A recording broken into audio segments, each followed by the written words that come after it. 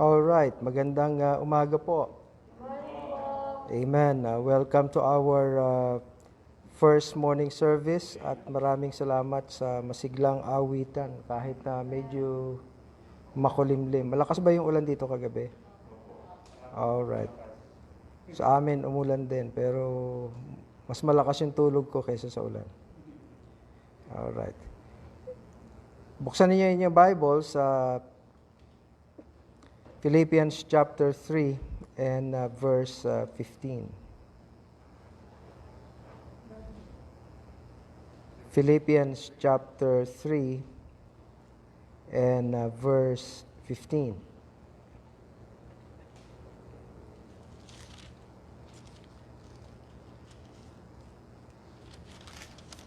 The Bible says, "Let us therefore, as many as be perfect, be thus minded.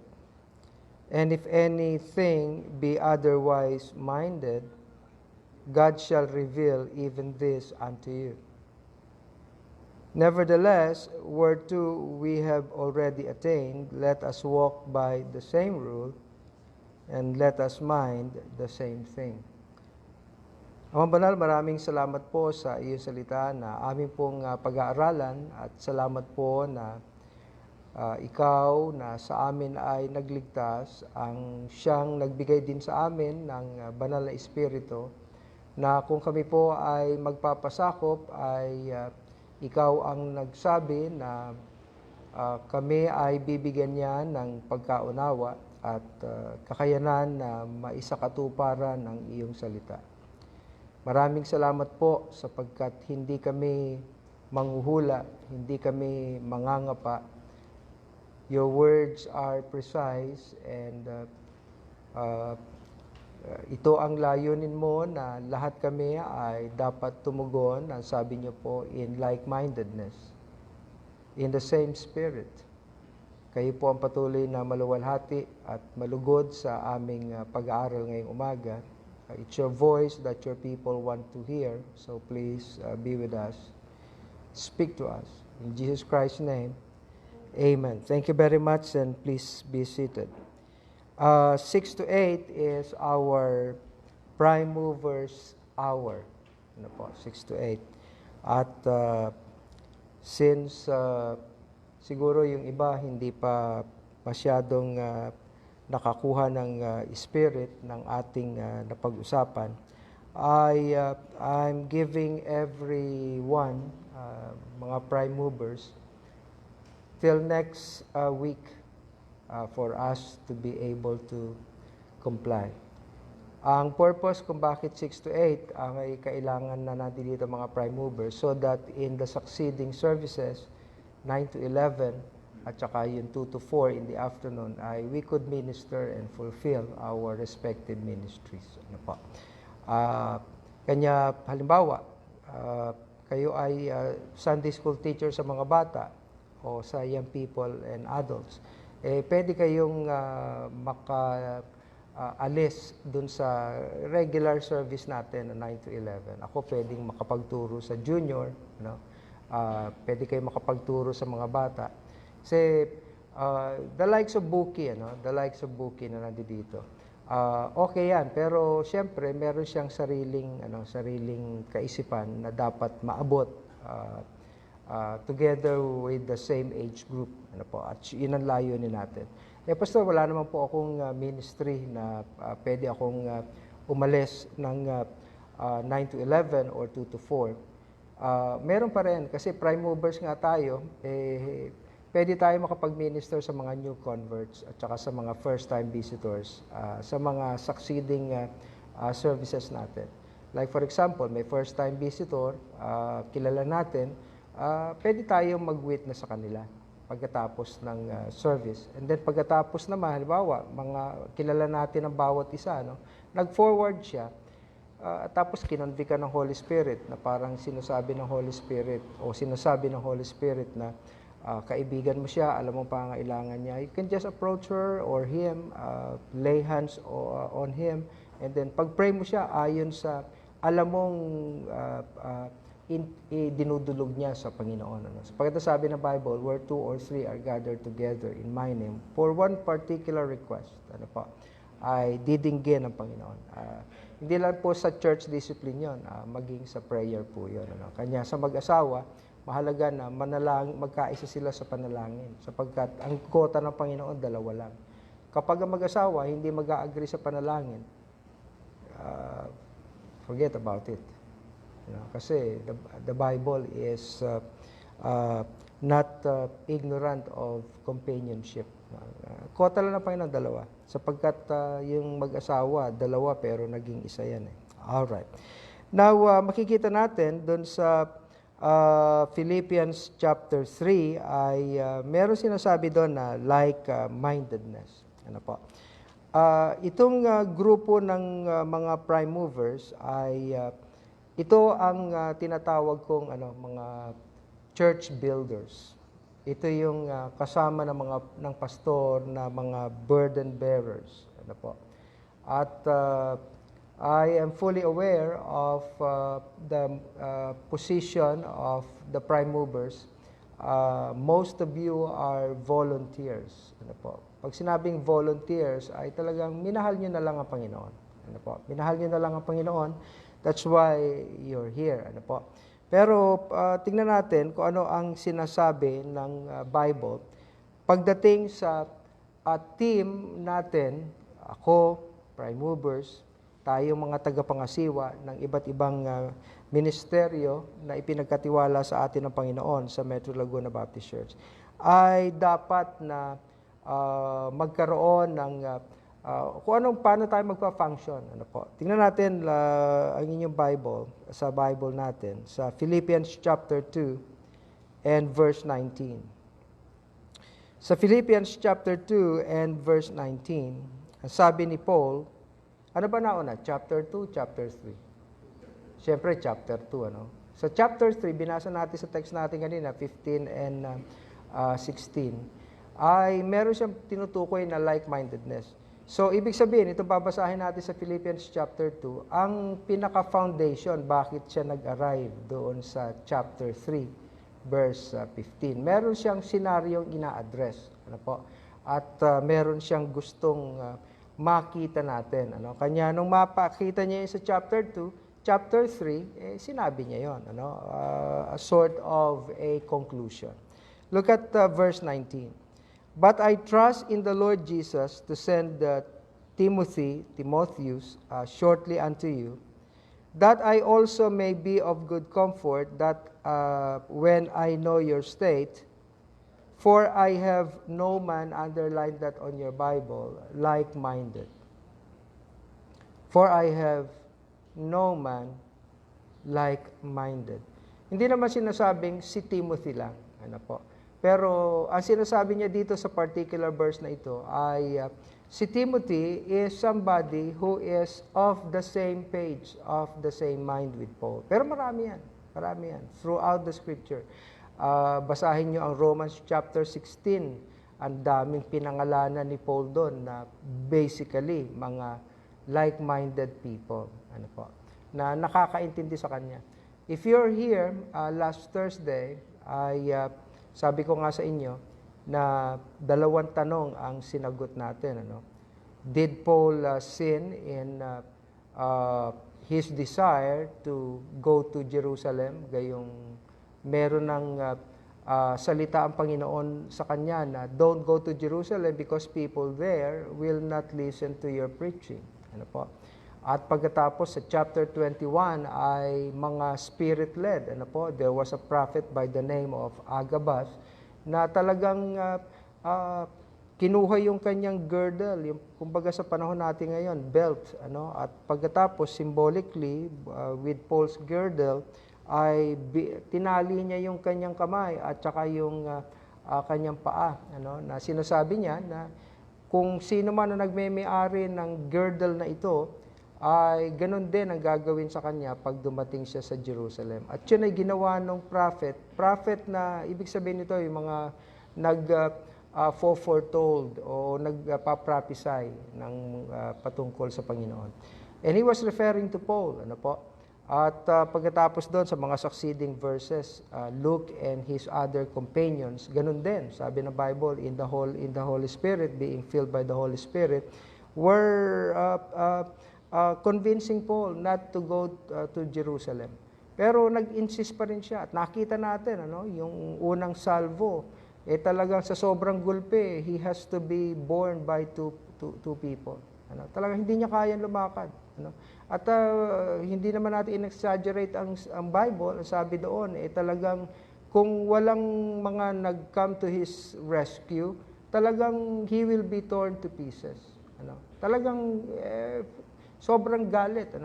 Now, pastor, di disobedient si Paul dahil dahil si Paul ay hindi niya pinakinggan despite of the warning. Siguro karapat-dapat siyang maparusahan. Hindi yun ang pino-point out ng Bible patungkol sa atin. Kasi pagkatapos sabi doon sa Acts chapter 9 ay sabi ng Panginoon kay Ananias, "For I will show him the things he must, great things he must suffer for my sake." Sa Gentiles, before kings, he will testify, sabi ng Bible, and even sa mga Jews, At makikita ninyo, pakihanap nga yung phrase na yon, nung siya ay humarap kay King Agrippa, ay meron siyang sinabing phrase doon na, "I am not disobedient to the heavenly vision." That vision he was referring to was the vision that God showed him when he got saved in Acts chapter 9. Kanya nga makikita natin na kahit na yung mga closest friends ni Paul ay hindi siya maintindihan, sapagkat sabi niya, nung papunta siya ng Damascus, nakita ng mga kasama niya yung great light at noon time, pero hindi nila naririnig yung tinig na narinig ni Paul. That vision ang nire-repair ni Paul. Wherefore, whereupon, O King Agrippa, I was not disobedient unto the heavenly vision. Binigyan na siya ng warning ng Panginoon, ito ang mga daranasan mo. At habang nagsasuffer siya doon sa Jerusalem, sabi ng Panginoon, hindi kita napigilan, pinatunayan mo lang yung desire na ikaw ay gumanap ng aking kalooban. Sapagkat you testified of me in Jerusalem, I will also bring you to Rome. Kanya nga nakaharap siya kay King Agrippa. At yung pagharap niya kay King Agrippa, kasi ang nag-appear, talagang nag-usher ng moment niya with King Agrippa ay si Festus. Sabi ni King Agrippa kay Festus, I think it was in Acts chapter 26 or 27, your last verse. Sabi ni Agrippa kay Festus, alam mo, kung itong taong ito hindi nag-appear kay Caesar, laya na to. Okay, kanya yung pangalawang tanong na tinanong ko at sinagot din natin noong Thursday, mali na naman ba si Paul in appealing to Caesar? Kasi sabi ni Agrippa, this man might have been set at liberty. This man, referring to Paul, might have been set at liberty if he had not appealed unto Caesar. Second question na sinagot natin on Thursday, nagkamali na naman ba si Paul in appealing to Caesar? Hindi, kasi merong verse sa, I think it's in 21 verse 4, or yung sinabi doon na you will testify of me, yung sinabi ko na verse 11. Chapter 21 ba yun? Yung verse 11, you will testify of me in Jerusalem. And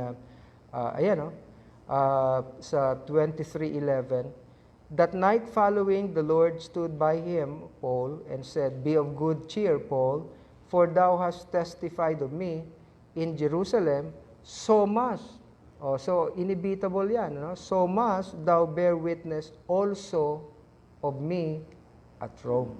Kanya, alam ni Paul ang kalooban ng Panginoon. Kanya, pinakita ko rin doon na lahat ng mga taong nag-persecute kay Paul, nag-examine sa kanya, mga kasama niya, all these people are in a dilemma. Bakit? Hindi siya maintindihan. Kahit yung mga kasama niya, pinipigilan siya. Ano? Yung mga naghahatol sa kanya, we're at a dilemma. Nakita niyo kung paano niya hinati yung Jewish council, ano? Yung Pharisees at saka yung mga Sadducees. Even the Romans na who took custody of him were in a dilemma kasi nung sinabi niya, I'm a Roman. Why are you doing this thing? And much more, I am not yet guilty. You know,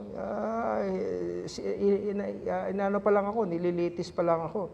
Pero sinasaktan niyo na ako eh. Oh, so, ang galing ni Paul. Everybody was in a dilemma because Paul knew the will of God for his life. Kaya yung conclusion ko nung Thursday, kahit na siguro ako member at si Paul ang pastor natin, every one of us will be in a dilemma. Kasi hindi natin alam ang plano ng Panginoon kay Paul individually. At dahil yung plano niya, plano ng Diyos sa kanya individually, being a missionary, being a church planter, apektado siyempre yung mga taong pinagmiministera ni Paul. All right. Now sa verse 19 ng Acts chapter 2, ano sabi niya diyan? But I trust in the Lord to send Timothy shortly unto you, that I may be of good comfort when I know your state. Bakit pinadala ni Timothy, ni Paul si Timothy sa mga mananampalataya sa Macedonia? It is because Paul was in prison during this time. Sabi nga dun sa Acts na binasa natin, itong kanyang case na ito, it dragged for 2 years. 2 years, pero sa common na tao, mahahadlangan na kung ano man yung gusto niyang i-accomplish, but not concerning Paul. Yung 2 years na yon, hindi siya naging idle. Sapagkat habang siya ay nakakulong, nagmi-minister pa rin siya. His absence does not mean na siya ay no longer interested of the condition of the believers. In fact, dito rin sa Philippians chapter 2 natin makikita yung kanyang salita na ang sabi rito ay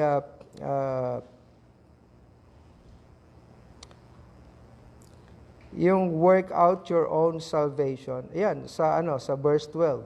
Sabi niya diyan, wherefore my beloved, so ang kinakausap niya yung mga mananampalataya sa Macedonia, as you have always obeyed.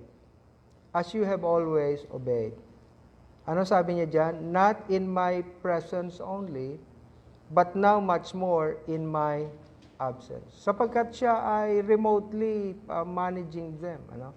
He was in prison. He's incarcerated at Rome. So makikita natin na sabi niya diyan, work out your own salvation with fear and trembling. Hindi sinabing work for. Hindi sinabing work for your own salvation. Mga saved na kinakausap niya, beloved na. Okay. Sinabi doon, work out. Pag sinabing work out, meron ka na. Ipakita mo na lang, i-manifest mo na lang. Kanya nga, ang tunay na ligtas, makikilala natin, sabi ng Panginoon Kristo, by their fruits. Sapagkat ang sinabi ng Bible, 2 Corinthians 5:17, if any man be in Christ, he is a what? New creature. Behold, all things are become new. Ano sabi doon? Yun. Yun ang sinasabi ng Bible. Kanya, bagamat hindi kaagad ay magkakaroon ng evidence of a changed life, gaya ng tinuro ni Pastor Edwin, yung change of heart, okay yun immediate yun kasi from idols to living God, that's heart, Pero minsan yung conversion in mind, doon ang maraming mga Kristiyano nag-i-struggle pa. Kanya sabi niya sa Romans chapter 12, buksan mo sa Romans chapter 12, verse 1 and 2. Ano po? May outline ako pero parang hindi ko nagagamit. Romans chapter 12 verse 1 and 2, sabi rito, I beseech you therefore, brethren, by the mercies of God, that you present your, sabi ko sa inyo mga kapatid, mahalaga yung body na ito, sapagkat itong body na ito is the only vehicle that we can use for us to be able to serve God. Without this body, wala na tayong, kasi patay na tayo nun, ano? At wala na yung Holy Spirit. Kanya ingatan natin ang ating body. Lalo na po ngayon, sa panahon ngayon, ano, talagang mag-ingat tayo sapagkat normal naman na ang virus ay nag-mutate. Huwag kayo matakot doon. Ano, talagang characteristic ng virus yan na mag-mutate. Ano po? Kanya ang solusyon always remains the same, na palakasin natin ang ating immune system. Naturally. Palakasin natin. Ano? Get sunlight every day. Kung wala kayong sunlight every day, take vitamin D. Ano? Take vitamin C. Ano po? At yung doktor na nakita natin, nire-recommend niya, mag-take kayo ng mineral na zinc. Ano po? Hanggang ngayon, di ko pa alam what does it do. Ano? Pero on the cellular level, on the DNA level, nakakatulong yan, minerals yan. Ano? So, palakasin natin. Panalangin natin, ano, sapagkat maraming pastor, ano, si Bishop Benny Abante ay just got out of confinement, ano, of the virus. At alam nyo, napakaingat na nun. Ano, gumastos na sila ng napakalaking halaga para yung ginagawa natin dito, Jojo, yung ozonizing, ano, sila merong naka-fix sa kanilang auditorium. Pero tingnan nyo, inaamin naman niya na medyo nagkaroon siya ng lapses. Ang tingin ko, bumaba lang talaga ang resistensya ni Bishop dahil kagagaling lang nila sa conference. Dahil talagang kita mo naman, nagpipreach sa umaga, nagpipreach sa gabi. Ano? So, stress is one of our greatest enemy in combating the virus. Kanya, stay out of problems beyond your control. Sabi ng Bible, casting all your cares upon Him, for He careth for you. Ang laban ng pastor, hindi nyo laban. Ang laban nyo, laban ng pastor. Ulitin ko, baka hindi nyo nakuha. Ang laban ng pastor, hindi nyo laban. Pero ang laban nyo, laban ko. Huwag nyo ako stress. Kung gusto nyo mabuhay ako ng matagal-tagal. Ano po? So, yun ang sabi dyan. Ano? Work out your own salvation. Not in my presence only, but now much more in my absence. Kung paano ko tinuturuan ng mga magulang, like Bernard, sama niya si Kaylee, na i-train natin ang ating mga anak as if tomorrow we're going to live. You know? Kasi we're not here forever to live for our children. You know? Turuan natin na kahit na ganyan kabata, alam niya ang gagawin, mabubuhay siya. You know? Bakit? Yung pagkain lang ng dapat na pagkain, dapat alam niya. Ano? Kasi I have 2-month-old puppies. Ano? Mga voracious. Ano? Dapat matrain mo yun na ang magbibigay lang ng pagkain, ilang tao lang. Kasi kung ganun katatakaw yun at may mag-abot na pagkain na galing sa labas, pwedeng lasunin. Nakita niyo? Ganun ang ibig sabihin. Na we need to train our children as if tomorrow we're going to depart or leave them behind. Kaya nga sinasabi ko, the ultimate deadline for leadership is what? Death. This church is prepared even if tomorrow I'll die. But I'm saddened na not all churches can have that maraming church, mga kapatid, nakita natin mga namatay ang pastor nila, not very uh, uh, far back. Ano po? Alam nyo, hindi ko napapangalanan, ano, pero you will be surprised. Ang mga churches na ito ay unstable hanggang ngayon. At the point of splitting. Magagaling ang mga pastor. Wala akong panama sa mga yan. Pero early on in my ministry, ganun ko na kayo tinrain. Kaya sabi ko, early on sa ministry natin, hindi ko kayo titrain to be good followers.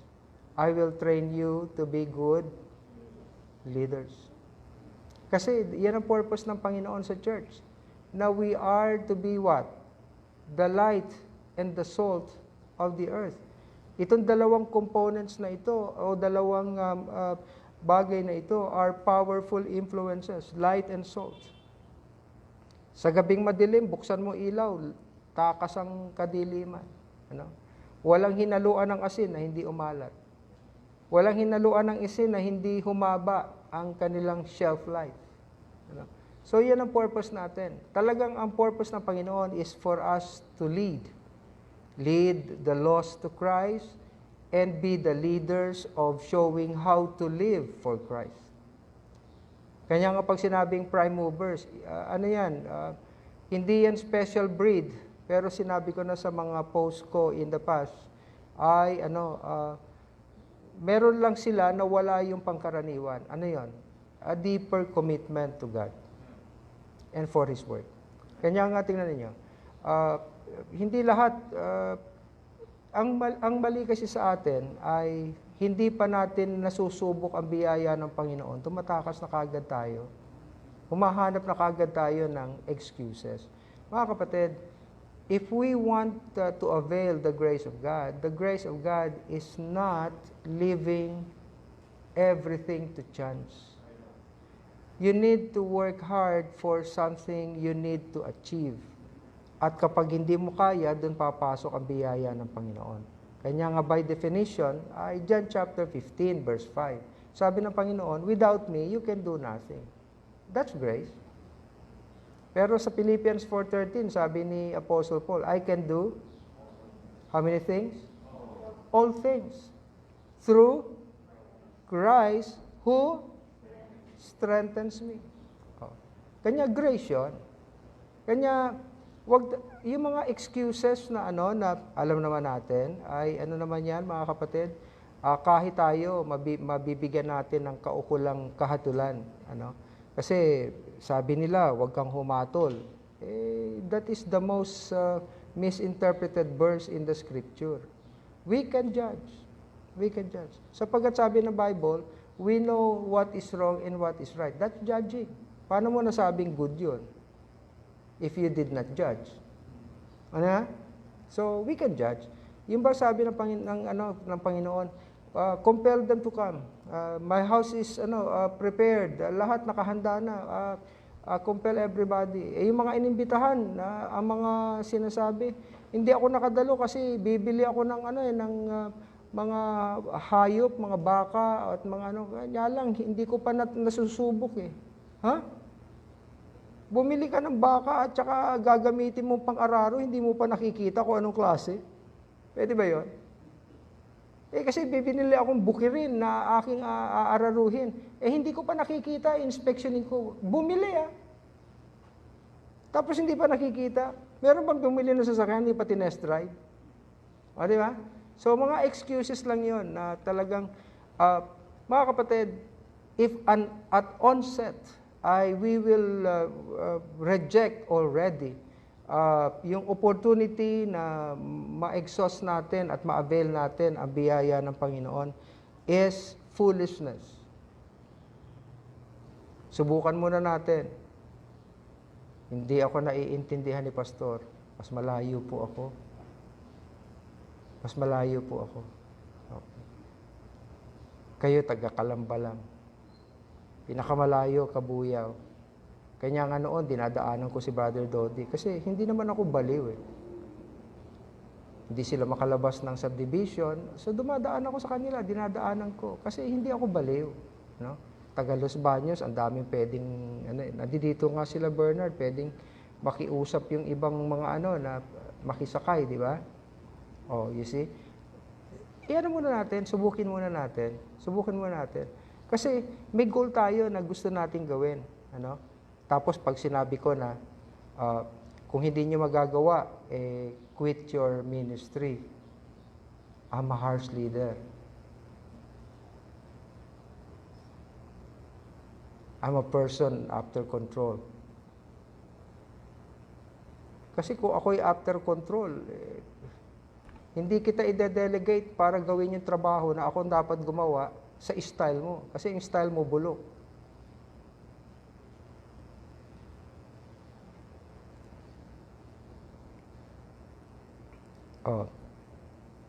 That I may know your state.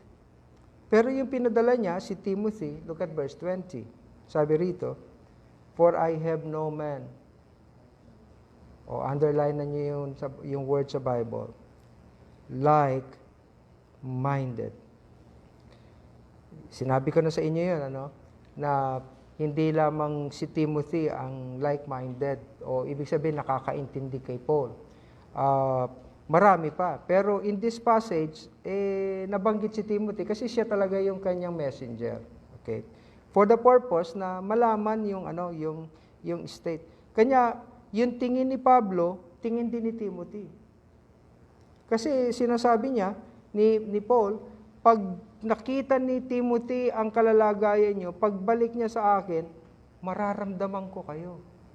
Kasi ang nakikita ni Timothy, kung ano yung nakikita ko. Kanya nga mga kapatid, ang pinakamagaling talaga na pwedeng maging pastor's assistant, o sabihin na natin na burden bearers, ay yung mga taong who thinks like the pastor, who see the things that the pastor see, at acts like the pastor. Of the same page, of the same mind, of the same heart. Yung commitment ng pastor, dapat commitment din niya. Hindi pagsisip-sip ito. Hindi pagsisip. It's being like-minded. Sa totoo lang, mga kapatid, sa society natin ngayon, pagka medyo, pardon me with the word, medyo naging dikit-dikit ka kay pastor, at parating inaalam mo, pastor, ano gagawin natin ngayon? O where do we go from here? O how can we act on this particular situation? Ang tingin ng mga pangkaraniwan tao dyan, nagsisip-sip lang. Pero kung yung like-mindedness is pagsisip-sip, dapat lahat tayo magsisip-sip sa pastor. Kasi we need people of like-minded. Ano sabi doon? Who will naturally care for your state. Hindi pa pastor si Timothy rito. Pero yung care ni Paul sa mga mananampalataya sa Macedonia ay nasa puso rin ni Timothy. Who will naturally care for your state. Kanya nga, ito yung mga taong they're owning their pastor's vision. Ito yung nakikinig kung ano yung mga instruction ng pastor at gagawin paano ma-carry out.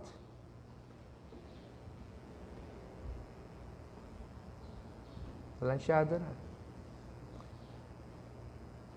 Pero it took several years after I told you to fix it.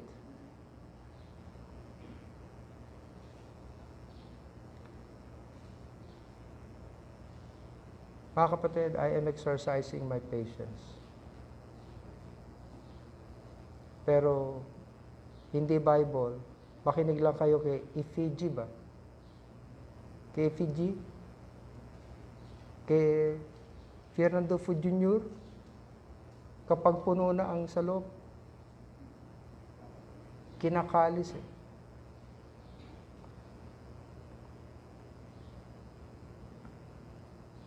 Noon ko pa sinabi na wag na natin pag-usapan yung napag-usapan na natin kahapon. Kasi in the professional world that I've been from, hindi obra yun eh. Doon ko kayo dinadala eh. Kasi lahat ng mga anak natin na pinapaaral natin, pupunta sa professionalism yun eh. Tama ba ako, Abigail? Kaya hanggang ngayon, di ko talaga maintindihan. Ano?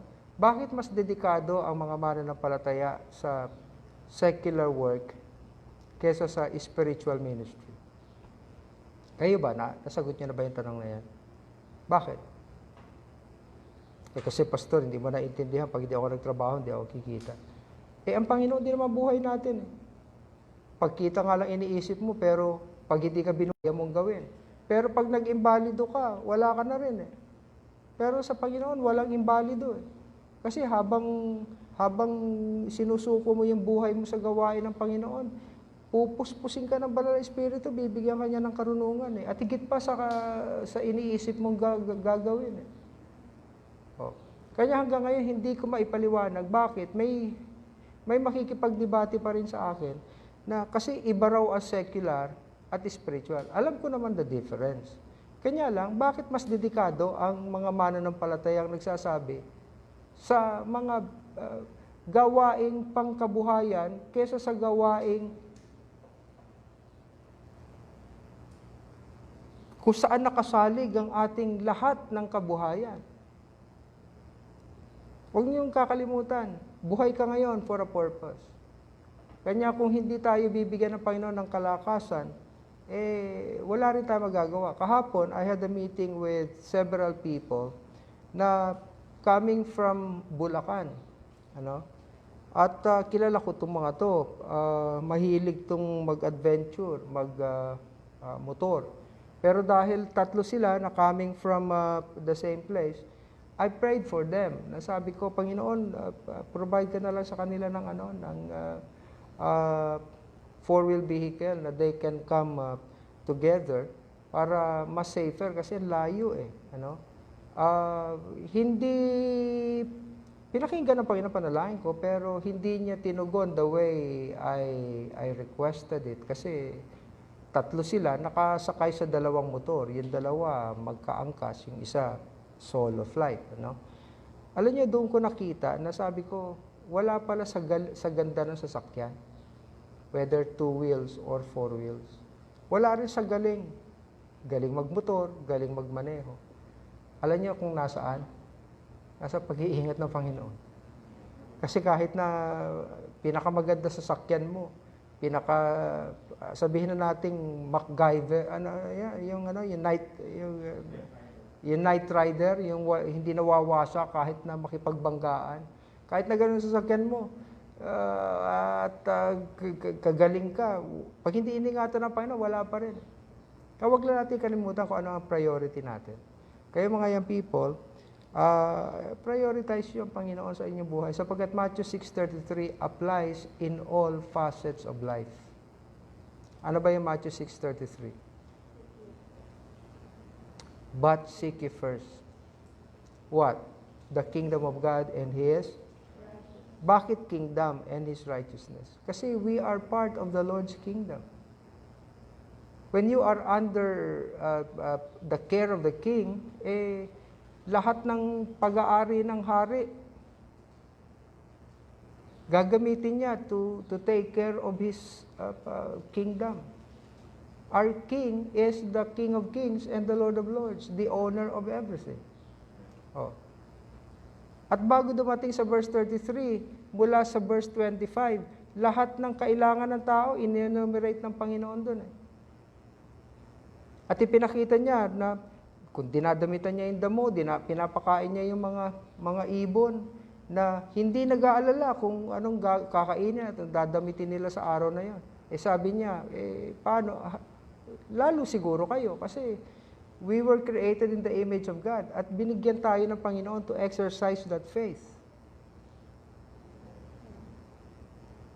Kaya ang tanong ko, kung nagtatrabaho ka, dahil sabi mo, kinakailangan mo magtrabaho para kakumita at pagkakumita ka, ikaw ay makakabili ng mga pangailangan mo, ang tanong ko, paano pag hindi ka na makakapagtrabaho? Pwede ko ba kayong gamitin example? Bernard, kayong dalawa ni Grace. Nagkasakit ito si Bernard Hindi makapagtrabaho. Si Grace hindi makapagtrabaho kasi inaalagaan niya si Bernard Naunawaan niyo mga kapatid? Kung wala ang Panginoon sa buhay nila,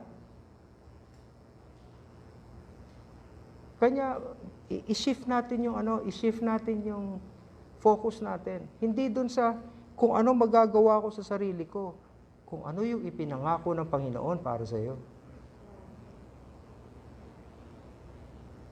May pangako ang Panginoon at sapat ang pangako ng Panginoon sa bawat araw. His mercies are new every morning. Sapat ang biyaya ng Panginoon. Look at verse 21. For how many?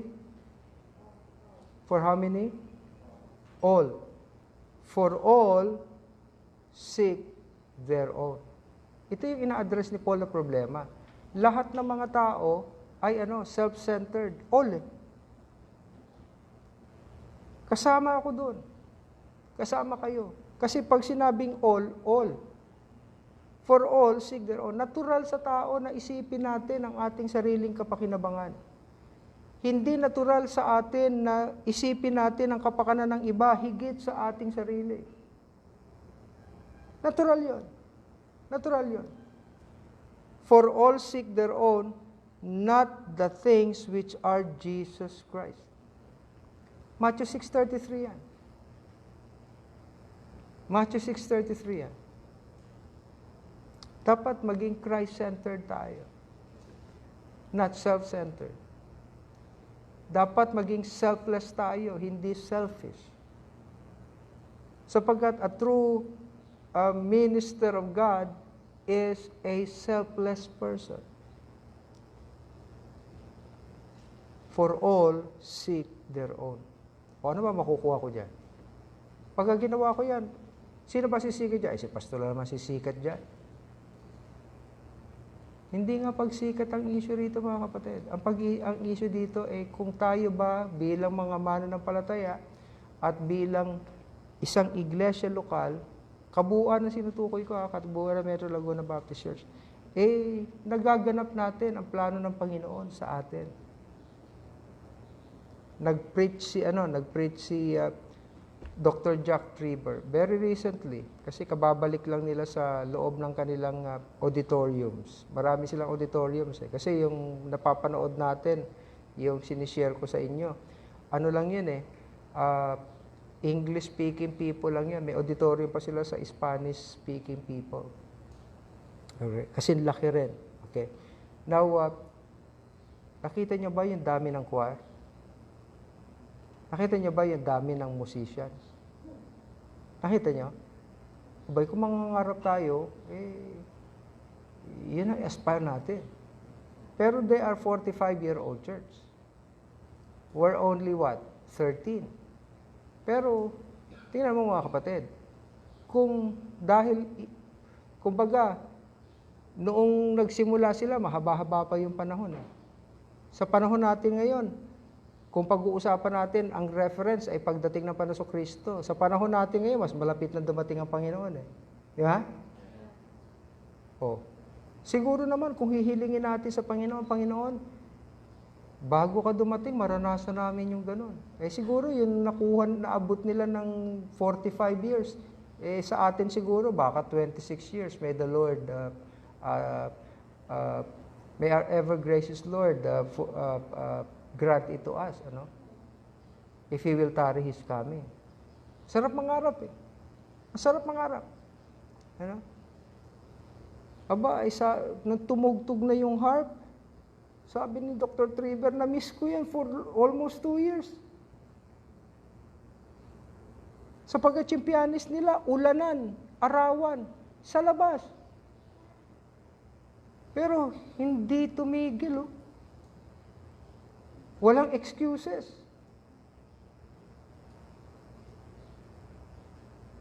Kaya pinagpala sila kasi ang daming pwedeng kumilos. Pag sinabi ni Dr. Triber, okay, yung mga nilatag na upuan dyan, yan din ang dadaanan ng sasakyan na na nakikita natin, Kasi doon sila lalabas eh. Hindi pwede mag-atrasan eh. So abante rin ang labas. So aalisin 'yon, dadaan pass through doon sa mga tents. Pero alam niyo mga kapatid, bumibilang siya. Pati mga matatanda nagbubuhat ng upuan. Pag hindi nakita ng mga kabataan, talagang kahit matanda, madadala sa tamang lugar yung para makadaan yung mga sasakyan. Pero pag nakita ng mga kabataan, kukunin sa mga matatanda yun. Yung pinaka-fastest nila na na-clear yung daanan, parang less than 1 minute. Kasi pag mas marami talaga magtatrabaho, mas madali ang gawain kahit na gaano kahirap pa.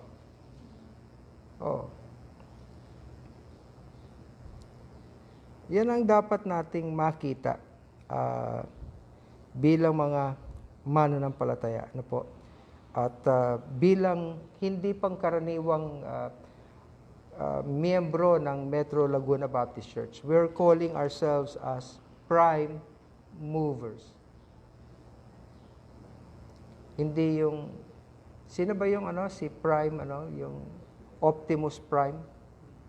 Di ba may Optimus Prime? Alam mo, gusto ko yung mga transformer. Yung transformer, lang yan, ordinary sasakyan lang yan. Ordinaryong lang yan, mga hauler. Pero, pagka kailangan ng isang matinding trabaho, nagtatransform sila into something na they are not naturally born with. Sabi sa Acts chapter 2, and you shall be witnesses unto me. After that, the Holy Ghost is come upon you. So, transformer din tayo. Yung hindi natin kayang gawin, magagawa natin sa pamagitan ng banal na Espiritu. Verse 22. I'm just expounding to you the verses. For you know the proof of him, that as a son, with the Father, he had served me, he had served with, bilugan niyo yung salitang with, he had served with me in the gospel. For you know the proof of him. Talking about Timothy. Proof. Yung kanyang patunay na siya ay talagang tapat sa ministry. 2 Timothy chapter 1 and verse 12. Paki-flash nga. 2 Timothy chapter 2 and verse 11 ata. 2 Timothy chapter 2 and verse 11. O 1 Timothy chapter 2 verse 11.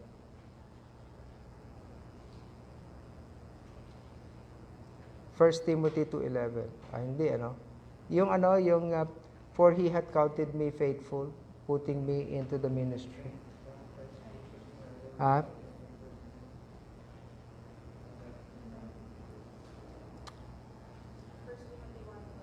1:12. Okay, sige. 1 Timothy 1:12.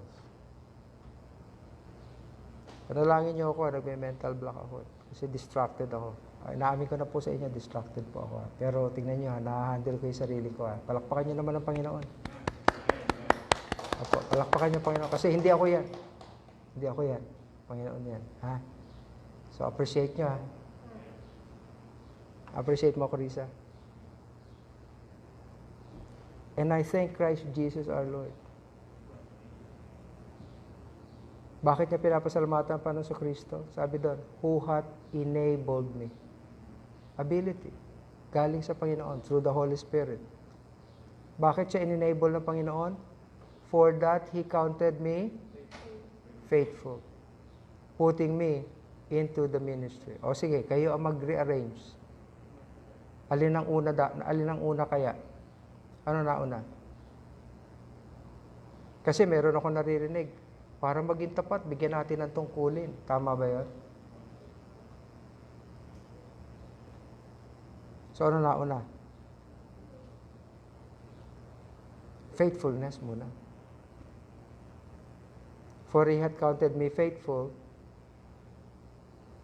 putting me into the ministry. That's second. Dahil nasa ministry na ako, meron akong dapat gawin, Christ is enabling me. Hello? Kasi kung wala ka ministry, hindi mo kailangan ng enabling. Hello? Oh, hindi ako galit. Pag wala ka ministry sa church, hindi mo kailangan ng enabling. Ganun lang kasimple yun.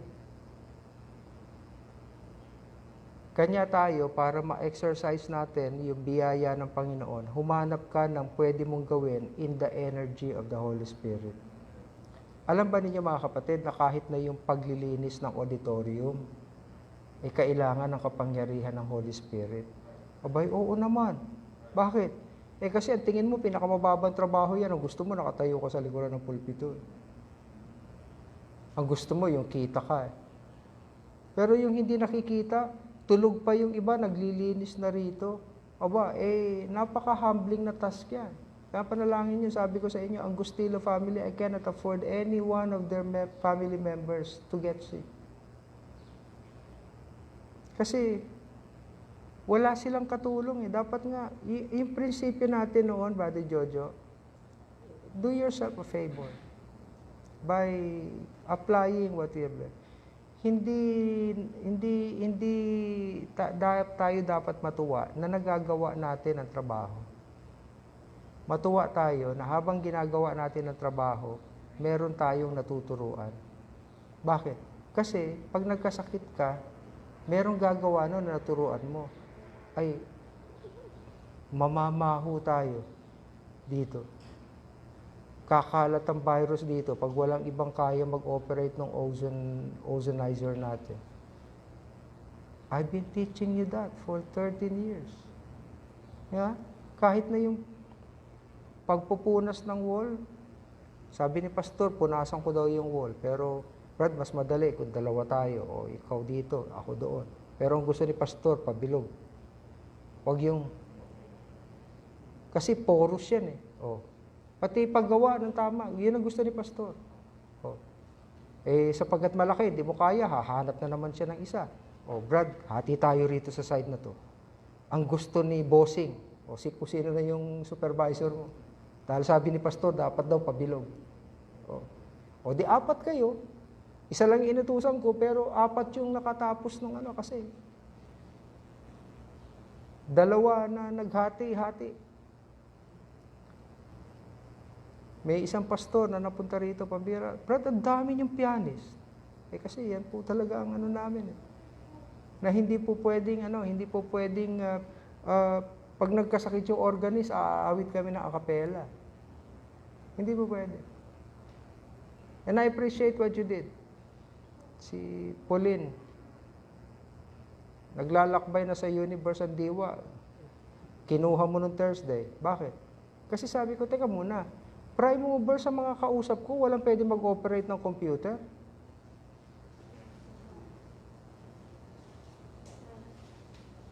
Mali na naman ako. Mali na naman ako noon. Prime movers ang kausap ko eh. Pagkatapos, mali na naman ako, Pauline. Hindi, hinihugot ko talaga, hininga ko ngayong umaga, mga kapatid. Maawa naman kayo sa pastor niyo, mga kapatid. And by the way, you don't push me against the wall. Because when my back touches the wall, that is my comfort zone.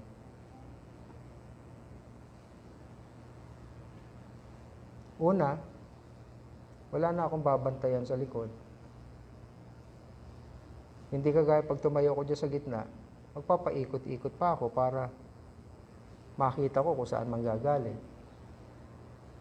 Pag nakasandal na ako sa pader, wala na akong titignan sa likod. Pangalawa, pag nakasandal na ako sa pader, hindi na ako tutumba.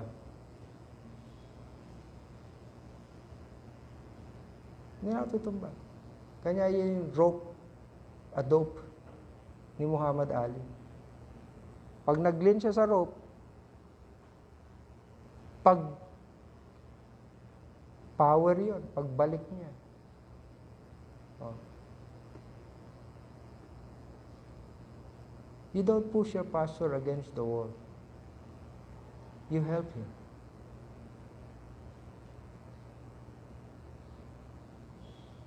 By being like-minded, by being Christ-centered, and by proving yourself faithful in the ministry. Faithfulness ang kailangan. Faithfulness. Pag nakita na pa na faithful ka, sa kanya nanggagaling ang lahat ng mga spiritual gifts, walang problema sa Panginoon. Walang problema sa Panginoon. Hindi mo kaya, sa Panginoon nanggagaling spiritual gifts. Pag faithful ka lang. Sapagkat sabi ng Bible, 1 Timothy chapter 4 and verse 2 o 2 Timothy.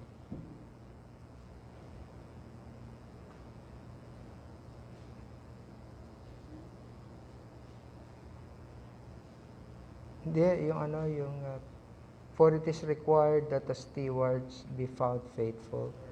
Verse 2 yun eh. Hindi ko alam ano yung chapter.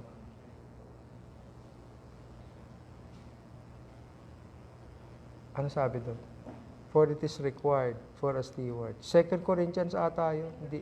Oo. Yun, 2 Corinthians. Hindi 2 Timothy. 2 Corinthians 4:2. Moreover, it is required in stewards that a man be found. Bilugan yung dalawa salita dyan na can be used synonymously.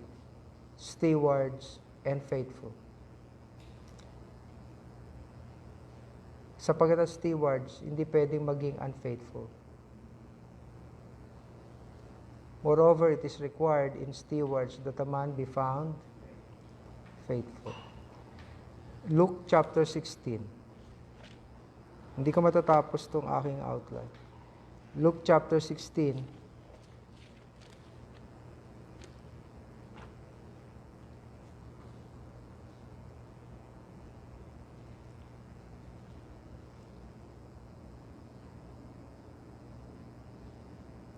Look at verse 9. And I say unto you, make to yourselves friends of the mammon of unrighteousness, that when you fall or when you fail, they may receive you into everlasting habitation. Ang foundation nito yung unjust steward na binigyan ng commendation ng Panginoon, ng kanyang Panginoon, sapagkat ginamit niya yung pera ng iba to his advantage. Okay. Ilan naman yan? Sabi doon, make yourselves what? Friends. Gamitin mo.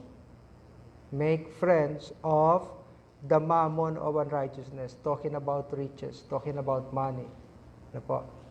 Kanya yung pera, hindi pala yan Lord, kundi yan ay tool. Gamitin daw eh. Gaya ng pagkagamit ng unjust steward. That when you fail, they may receive you into everlasting habitation. Look at verse 10. Faithful stewardship. Verse 10. He that is faithful in that which is, bilugan niyo salita na yan, least, is faithful also in much. So, least to much. Pag faithful ka daw sa least, faithful ka rin sa much. Okay? So, least to much. And he that is unjust, where? In the least, is also unjust in much. O, ganun pa rin. Least to much. Pero, yung indicator ay faithfulness and unfaithfulness. Where? In the least to much. Kanya, ang sukatan pala ng katapatan yung in the least. Pag hindi tayo naging tapat sa kakaunti, hindi rin tayo magiging tapat sa marami. Anong gusto niyo? Mag-tithes kayo ng 10,000 o mag-tithes kayo ng 1 million? Anong gusto niyo? Aba, ay gusto ko mag-tithes ako ng 1 million. Bakit? Kasi, ibig sabihin, kumita ako ng 10 million. Huwag niyo tignan yung huwag niyo tignan yung binigay mong tithes. Kasi 10% yun ang tinanggap mo. Kanya, mas malaki ang ibibigay ko dahil mas malaki ang tinanggap ko. Hello? Kanya nga, ang sukatan is in the least. Okay? So, yan ang prinsipyo ng faithful stewardship. Ano? Yung hindi mo kayang ibigay na kakaunti, hindi mo maibibigay pagka malaki na. Verse 11. If therefore you have not been faithful in the unrighteous mammon, who will commit to your trust the true riches? O ano sabi dyan? Kung hindi ka naging tapat saan? Sa pera, unrighteous mammon. Who will commit to you true riches? Ano ba ang mahalaga? Yung pera na pwedeng nakawin sa'yo o yung true riches? Alin na mas mahalaga? Pag hindi raw tayo naging tapat sa management ng pera, hindi rin ibibigay sa atin yung true riches. Kanya yung iba, hindi na natatanggap yung true riches. True riches in this passage is Christ Himself. The Lord is my shepherd, I shall not want. Kahit na ikaw pa maging pinaka-presidente ng pinakamalaking kumpanya, hindi pa rin sasapat ang yaman mo sa yaman ng Panginoon. In fact, isang araw lang, naubos ang kayamanan ni Job. Isang araw lang. Yung rich young ruler, isang araw lang. Sabi ng Panginoon, bukas patay ka. Saan pupunta yan? Kanya, wag tayong, tamang perspektibo lang mga kapatid, ayon sa Bible. Tamang perspektibo lang. Wala akong tinuturo dito na aral ng tao o aral ni Pastor Joey. Lahat yan Bible. Look at verse 12. And if you have been faithful in that which is, and if you have not been faithful in that which is another man's, who shall give you that which is yours? Which is your own? Anong issue dito? Ang faithful stewardship is, ang test niyan, kung paano mo mangangasiwaan yung hindi sa'yo. Kaya sabi ko, ang inuupahan natin, itong unit lang na ito. Yung pinagagamit sa atin sa kabila, pahiram sa atin. Dapat i-maintain natin, alagaan natin as if atin.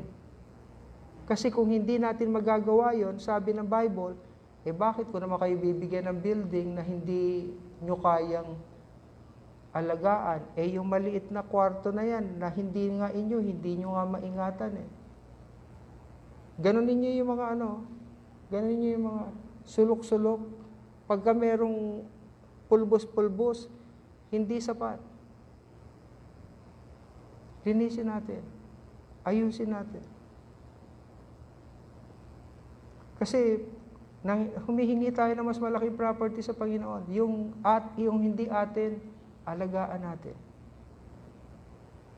Yan ang prinsipyo. Kahit paano ko sabihin ito, pasigaw, pabulong, o through sign language, yun pa rin ang Bible, mga kapatid. Hindi magbabago. Hindi ako ang kaaway. Ako lang ang tagapagturo, pero hindi ako ang kaaway. Verse 30. No servant can serve two masters, for either he will hate the one and love the other. Or else he will hold on to the one and what? Despise the other. We cannot serve God and Kanina sabi ko, hindi ko maintindihan. Business world at saka ministerial world. Bakit mas delikado pagdating sa business? Pero pagdating sa ministry, dalawa ba Panginoon natin? Isa lang. Kaya mamimili ka. Employer mo, o Savior mo? Employer mo o Lord mo? But seek ye first. Mga kapatid, hindi ko ito tinuturo dahil hindi ko nadaanan. Nadaanan ko na po. Iniwanan ko pa nga yung hinahabol mo. Yung gusto mo makuha, iniwanan ko yun. Sa ministry ako ngayon. Oh. Set lang natin priorities natin. Kanya, kung magaling ka sa dapat mas magaling ka pagdating sa ministry. Kasi pinupuri ka ng pinupuri ka ng employer mo. Pero pag pinuri ka ng employer mo, increase in salary lang 'yun, tsaka promotion lang dito 'yun. Pero pag pinuri ka ng Panginoon, well done thou good and faithful servant, for eternity 'yun. O pili. Pili. Alam ko naman na magagaling kayo, matatalino kayo. Alam niyo, pipiliin. Hindi ko natapos. I have 2 points. Bawat points, may mga sub-points. Nasa point number 1 pa lang ako sa 3rd sub-point. Tutuloy natin next Sunday, ha? Kasi para sa prime movers to. Hindi ito maintindihan ng ordinary member. Tayo magsitayong lahat, tayo po ay manalangin. Pagkatapos yan, gampanan natin ang ating first worship service offerings. Ano po? We had too many expenses in the past, and we have issued post-dated checks for our rental of this unit. So I want you to avail the grace of God so that God could bless you more, and by blessing you more, you can give more. Okay, mag-alala. Ang ibibigay natin galing pa rin sa Panginoon. Kanya ang prayer ay, Lord, bless me more richly so that I could give more cheerfully. Okay. At ang batayan lahat niyan ay faithful stewardship. Kasi there will be no cheerful givers, there will be no generous givers unless they be found faithful of what they have. Pinagkatiwalaan. Pag meron kayong 1,000, magkano sa Panginoon? 1,000? Oh, kasi may sumagot niya, pastor pa man din. Sabi ko, pag meron ka 1,000, magkano ang sa Panginoon? Sagot niya, 100. Sabi ko, kasasabi ko lang, God is the owner of everything. God is the owner of everything. Pag binigyan ka niya ng 1,000, kanya lahat yun. Pag nagbigay ka ng 100, tithes yun. Pero, ang responsibility natin, tanungin natin ang Panginoon, Lord, anong gusto mong gawin ko sa remaining 900? Kasi iyo pa rin to eh.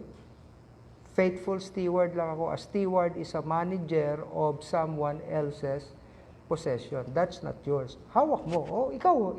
Pero, hindi sa iyo yun per se. Binigay ng Panginoon yun for you to manage faithfully. Kanya pag nakapagbigay ka na ng tithes, tatanungin mo yung Panginoon, Lord, anong gusto mong gawin ko sa 90%? That's faithful stewardship.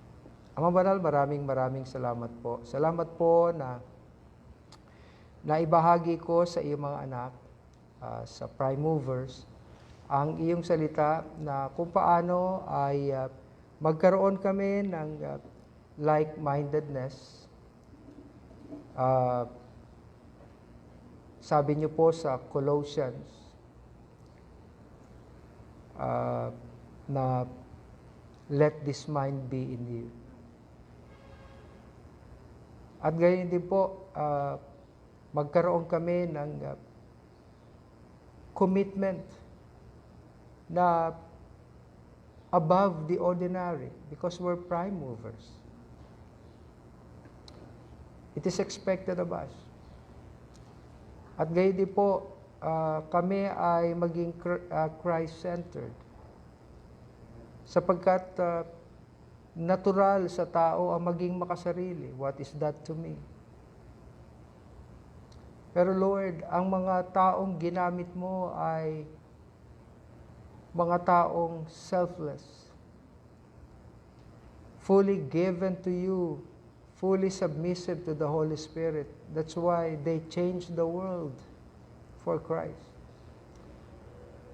Gamitin niyo po kami, Panginoon. Gamitin niyo po kami. Not only as individuals, but as a local church. As you purpose it to be. Pagpalain niyo po ang magbibigay faithfully. Kami po ay channels of blessing. Dadaluyan lamang kami. At maraming salamat po, Panginoon, na hindi mo padadaanin sa amin kung hindi namin mararanasan ang mga pagpapala na kami ay gagamitin mo sa anumang kaparaanan. Maraming salamat po. We're blessed to be a blessing. All these things I pray in Christ's most precious name. Amen. God bless you as you give.